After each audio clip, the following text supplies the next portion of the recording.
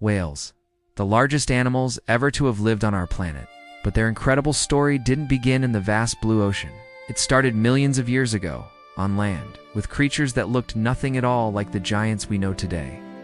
This is the tale of how whales conquered the ocean. Our journey begins about 50 million years ago. Meet Pakicetus.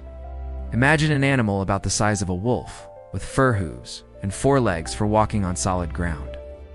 It lived near rivers and streams, likely hunting for food in and around the water's edge.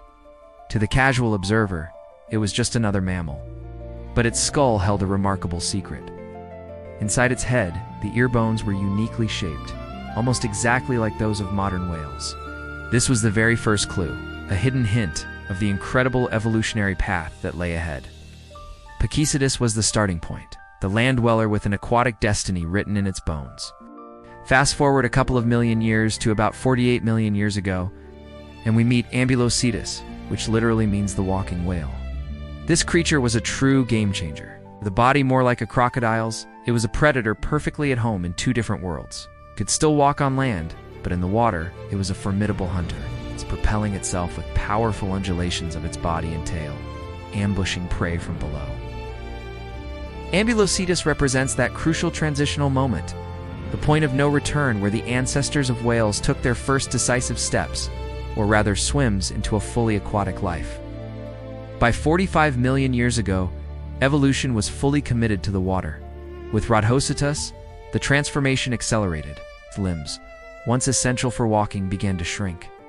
Its body became more streamlined, built for speed and efficiency in the water. The tail grew stronger, developing into the primary engine for propulsion. Even its nostrils started a slow, steady migration from the tip of the snout toward the top of its head, the beginnings of a blowhole. Pakicetus wasn't just visiting the water anymore, it lived there.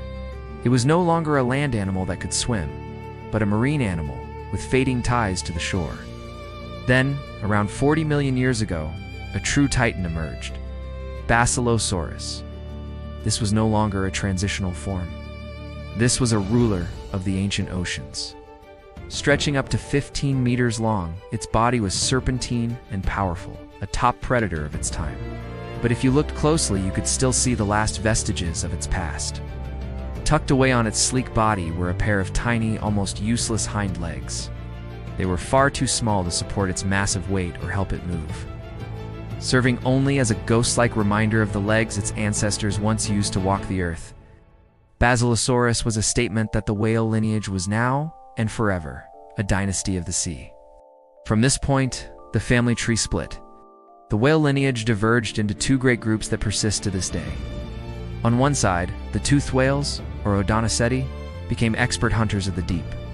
They evolved sophisticated sonar, or echolocation, allowing them to navigate the dark depths and pinpoint their prey with incredible precision.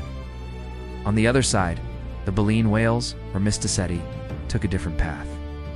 They lost their teeth and instead developed massive plates of baleen, which they used to filter huge volumes of water for tiny krill and fish. This new feeding strategy allowed them to grow to colossal sizes, far larger than any land animal could ever hope to become.